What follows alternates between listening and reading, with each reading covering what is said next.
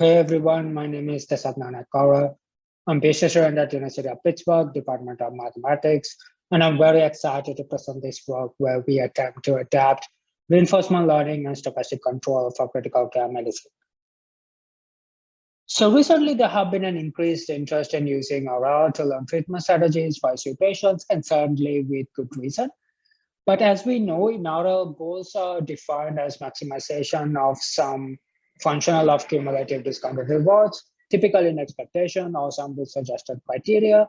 But in either case, rewards are fundamental to the success of RL, and that is the only way the desired goals can be encoded.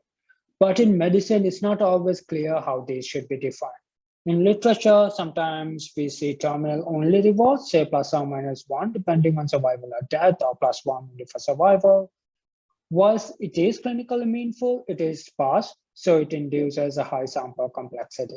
And as we know, we fundamentally work with an offline problem, so we only have a fixed historical data set as well. And then on the other hand, there have been work which use intermediate rewards, but currently almost all of them are ad hoc. And again, as we know, there are ample evidence in other domains of RL where simple, reasonable looking reward choices have resulted in undesirable or even dangerous behavior. So what we have to answer here, what we strive to answer here is that, is there a better way of doing this? Or is there a better control objective specifically for critical ill patients? So we work on a specific problem where the reduced mortality is the primary clinical goal of interest. We assume two stochastic processes, a state action dependent hazard process and a runtime time indicating the patient's length of stay, starting at a state. The latter is uppercase H subscript S in notation. Then path by path, we can compute the probability of surviving an ICU stay in a straightforward manner. And then we can take the expectation or the measure induced by the environment dynamics and the policy. And then given a state, we of course want to maximize this expectation over a class of policies. So just for illustration, let's take a look at this one, the policy-induced Markov chain. Informally, we want to maximize the probability of ending up in this green circle.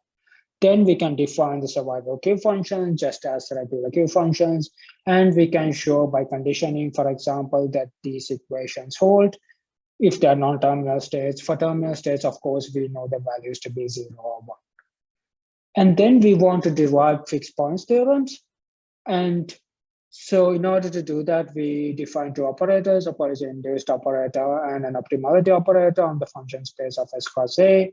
And here R is a property of the state, which basically says if it's a release state or not. As the previous figure, we do assume two special states, release states and test states, which can be thought of as an annotation of the state. And then we can show that under mild assumptions that these operators are contractions on the Banach space of bounded functions and thus have fixed points. We can also derive a stochastic approximation algorithm, which is essentially very similar to the Q-learning algorithm we are familiar with. And it says we can learn online by experience without assuming environment dynamics. And the theorems are very similar to the familiar Bellman operator theorems for Q-learning, and the proofs are very similar as well.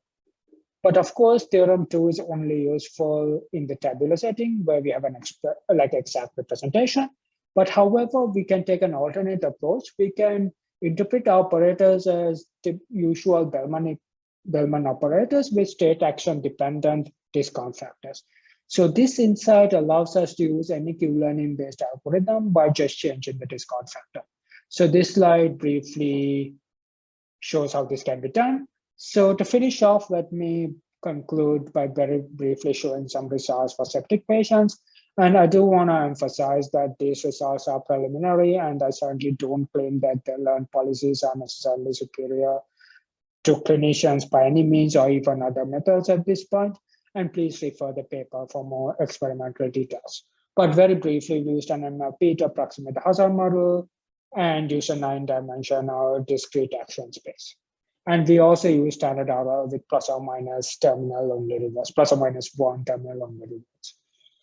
First, let's take a look at average Q functions for test patients, averaged across states and actions both. Here, Q function was first scared, so we can have an apples to apple kind of comparison. And we show a box plot stratified by patient cohort, survivor versus non-survivor, and last 24 hours of each.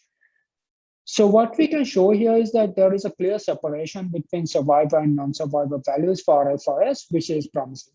Now, of course, what we're interested in are not the Q values themselves, but the relative mode of them. And it is possible for a method to overestimate all Q values and still get the best action correct. But Q value-based methods, value-based methods in general, try to learn policies by correctly estimating the Q value. And the trustworthiness of a system will suffer if these don't meet clinical integration. So in that regard, our FRS results are encouraging. Next, we looked at percentages of states with vasopressors recommended for non-survivors. These produced interesting results. I will refer you to the paper because of time constraints. And in conclusion, there are several benefits of our method, but one main limitation is that it depends on a learned hazard model. But however, we anticipate this could be overcome in a variety of different ways. Finally, there's also another interpretation of our method as an uncertainty of error method, which I described in the paper, which we believe can potentially open more avenues for future work. And that is all I have for today. Thank you so much for listening, and any comments or future ideas are more than welcome. Thanks again.